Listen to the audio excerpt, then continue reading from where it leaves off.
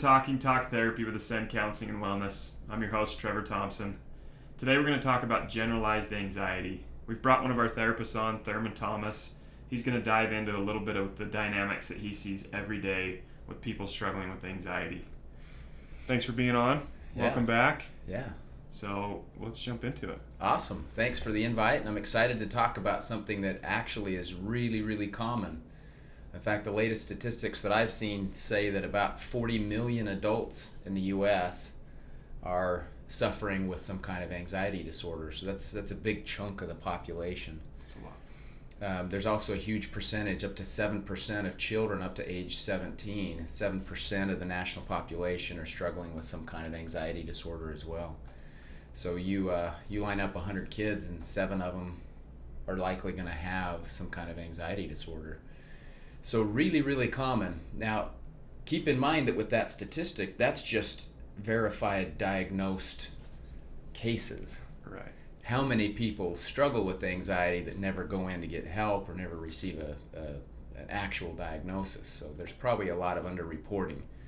So it's a very, very common issue. Likely somebody you know, if not yourself, somebody you know is struggling with some anxiety. Now, to just kind of jump in, I get a little geeky with it, and I'll try not to get too geeky, but basically when you think about anxiety, I first want to say that not all anxiety is bad. Right. Right? Some anxiety is there to keep us alive. It's actually serving its purpose, right? It's a natural emotional response. Absolutely. A bear's about to chase me. I'm going to be anxious. That's right. And if a bear is about to chase you, you ought to be anxious, right? You should Right. have some concern about that. If you walk up to a busy intersection and there's trucks and cars going by at 55 miles an hour, you ought to have a little anxiety about stepping out into the road before you get that green signal, right? So there's anxiety that's meant to keep us alive and to alert us of things that need to get done to ensure our ongoing safety and survival. You probably ought to get off the couch and go to work, right? If you didn't feel a little anxiety or stress about that, you'd just sit around all day. So some of our stress, and I wasn't going to call that healthy anxiety, I'm going to call that stress actually. Stress is a good thing because it motivates us to action. And there is that also that component of anxiety that's helpful to keeping us alive from actual physical threats in life. So not all anxiety is bad, not all stress is bad. What makes it bad? What shifts it from helpful anxiety or stress to what we would call a diagnosable disorder? And that's a question that comes up quite often, and the answer is impairment. Impairment means that there's some area of my life, whether that's I'm not able to make it to work, my kids aren't able to get to school, my relationships are struggling, my health, my physiological body is struggling, isn't functioning well. Right, if we have impairment in any of these key areas of life as a result of anxiety, then that's when we classify it as a disorder. Once again, very, very common. So what is anxiety? Anxiety is the brain's response to a threat. Our brain is broken down into 3 primary areas. We've got the hindbrain, which sits on the brainstem. We have the midbrain, which is in charge, and we'll get into the details of what each part of the brain does. And then we have the forebrain. The hindbrain itself takes its job, its role is to make sure everything under the surface of our skin is functioning properly. Okay. All the autonomic functioning, things like our heartbeat, our cardiovascular, our breathing, our metabolism, our reproductive systems, immune system, everything under the surface that we need to survive internally, that hindbrain takes care of it. So subconscious, right? We don't think about breathing. We don't think about our heart beating. We can think about those things, but for those things to happen, doesn't require, it just naturally happens. So when we're in the womb, that hindbrain gets developed. As soon as that hindbrain is developed, the heart starts to beat, and it doesn't stop until the end. And thank goodness that hindbrain is there taking care of it without any conscious thought. You can imagine if we had to think about our heart beating Yeah. or digesting food, like it would overwhelm us. So that's the hindbrain's job. Midbrain, this is the anxiety culprit. Okay? Midbrain is in charge of our emotional reactions, our emotions. It's responsible for our memory, deciding what's needing to be stored in long-term memory, what isn't. And it's also in charge of this external threat survival.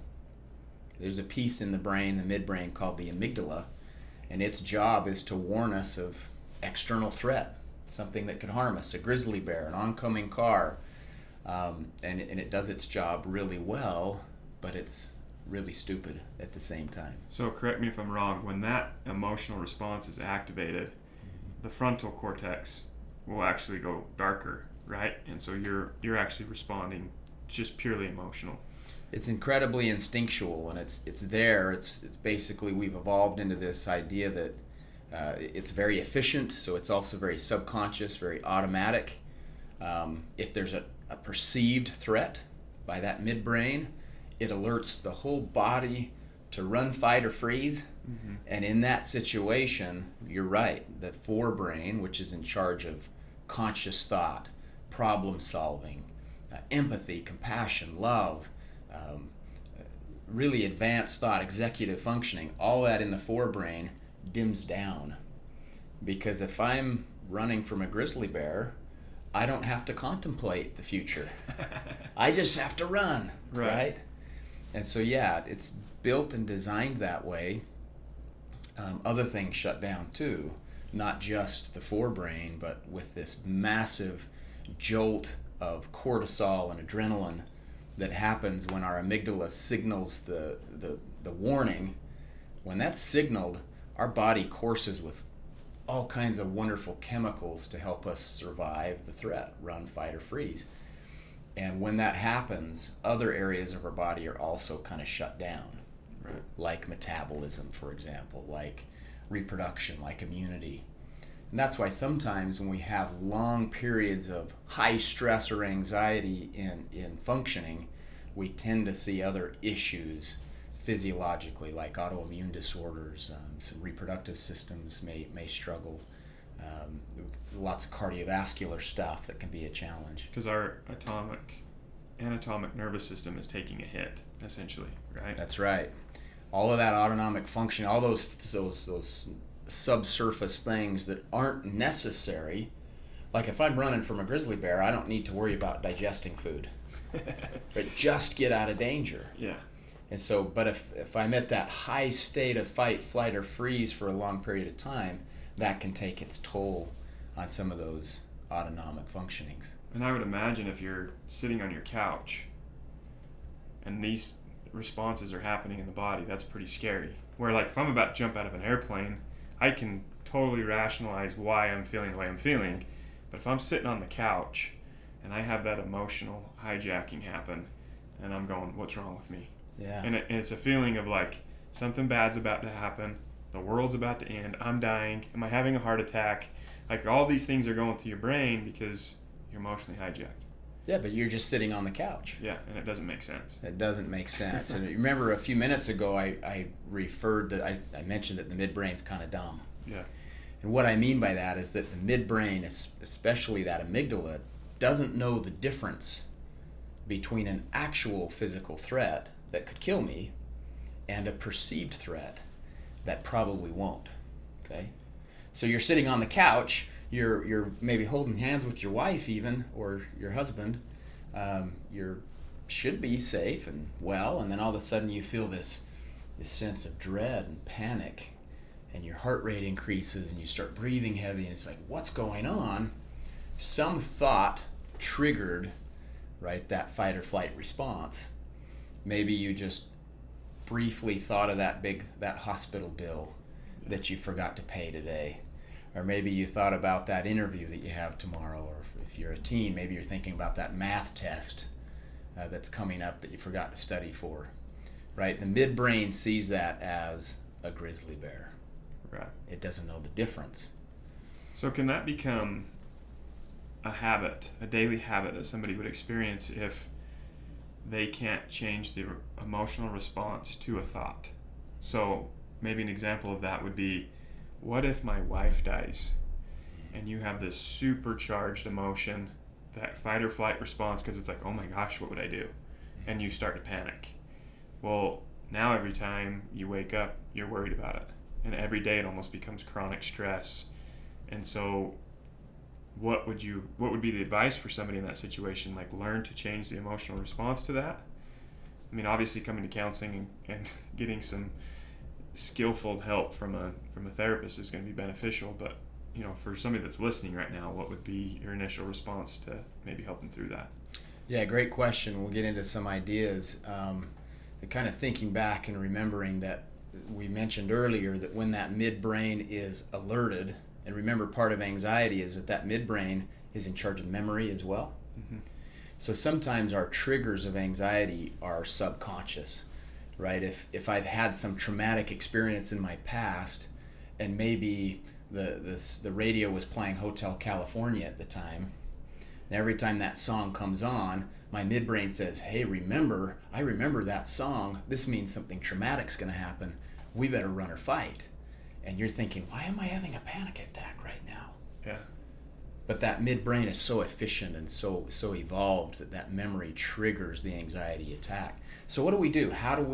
That's your question, right? What do we do to overcome this? Two things, well, more than two things, but a couple things I want to mention today with the time we have. We've already mentioned how when that midbrain is activated, it lights up, almost like a dimmer switch that's slid all the way to the top, the brightest level. When that happens, the forebrain dims down. They're almost like toggled. They can't both be up all the way at the same time because it's too many resources. Part of what we do in therapy, and that we can do at home, is basically learning how to turn the forebrain back on. And when that forebrain is turned back on through our own conscious effort, it dims down the midbrain. They work in reverse order too. So a lot of the things I teach people in my office, for example, and our therapist teaches, how do we reactivate that forebrain in a way that dims down the midbrain and kind of soothes us through that anxiety attack. Part of that is, we have thought exercises that we can do, that we teach people. One of my favorites is a spelling game that I teach my clients. We can also, sometimes it helps to get out of the head, like if I'm sitting there thinking about my wife dying, we want to get out of our head and into our body. Okay. That's one way through anxiety as well. And what I mean by that is to say, instead of thinking and fixating, which is what the midbrain wants us to do, it wants us to think about that thing that's fearful for us so that we'll do something about it. So it's going to continually remind us until we can take back control of our thought processes. So we want to do that by getting out of our head, out of those thoughts, and into our body. So maybe we recognize our sensations more. What is it I'm feeling right now? What's going on in my body? And this is where some of these mindfulness exercises you hear about can come into play, like breathing exercises, box breathing, belly breathing, other grounding exercises. What's happening with those exercises that make them so effective is it bridges the forebrain to the hindbrain. Okay. And kind of then bypasses the midbrain. It gets us out of our head and into our body, and that it's soothing, it's helpful. Over time, these thoughts can be pervasive, and through therapy, we can kind of get to the root of some of these major triggers in our life and maybe help heal up some of the past trauma that's got the midbrain so hypervigilant. And that's a big part of what we want to do. There's also treatments that are, medical, that we can look at as well. Sometimes anxiety is genetic in nature, and sometimes we need supplements, or we need more exercise, we need more sunshine, we need more connection, we need better balance in our lives. There's lots of things that a good therapist or caregiver can help you look at to navigate overcoming anxiety. That's awesome. And one thing I've learned, and we talked about this a little bit last week with Matt, was anxiety likes to lie to you. So if you can recognize, okay, I understand it feels like the world's about to end. It feels like I'm doomed. But every time I felt that way, usually what I'm sitting there worrying about isn't about to happen. And so it's almost like, and I've had experience with this where I almost laugh. Yeah. Like I find some humor in it, like, okay, I'm getting lied to again right now. And Yeah. and it almost instantly kind of like turns that emotion off. And over time, my response to the anxiety has helped me just shut it off quicker. Yeah. And kind of just roll with it rather than fighting it and panicking. And, because even in situations that I can look back and go, that was justified anxiety, that was scary. Mm-hmm. It's helped me remain more calm in super high intense situations. Yeah.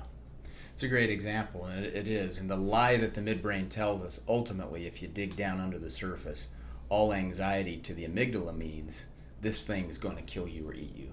Yeah. So that's one of the things I actually use as that comical way to get out of that anxiety moment, to identify the lie.